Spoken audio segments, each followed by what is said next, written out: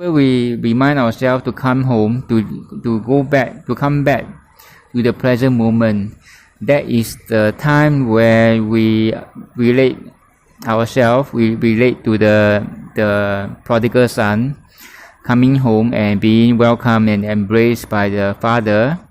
Similarly, when we remind ourselves to come home to our inner self, to our true home, where our spirit, our soul dwells, to come home to the present moment, we will find ourselves being embraced and welcomed by the Father, who is archetype of our higher self. Our higher self welcomes us back to the present moment, which is our true home. It transcends geographical location. Our home is not earthly home.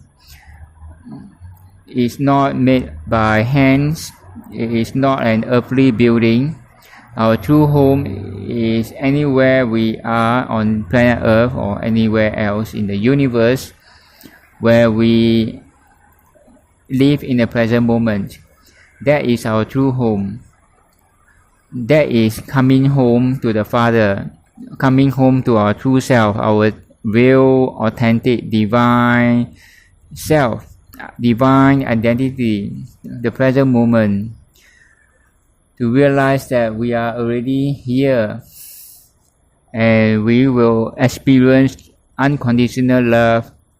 And that elder brother in the parable could be referring to our flesh, the shadow side that is legalistic, that tells us that we don't deserve to be welcome when we come back home.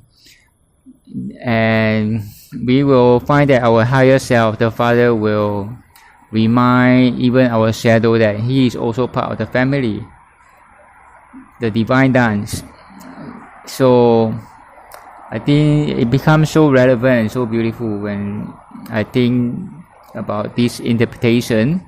See whether you resonate with that interpretation or not. But to me, I was kind of blessed when I see it this way, that yes, the parable of the prodigal son is about coming home.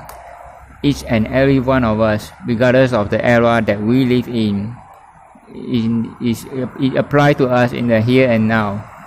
Whenever we remind ourselves, whenever we find ourselves wandering in the past, into the past or into the future, worry about the past, or no regret about the past or worry about the future, when we come back to the present moment, we are like the prodigal son coming home and being embraced by our higher self, by God within.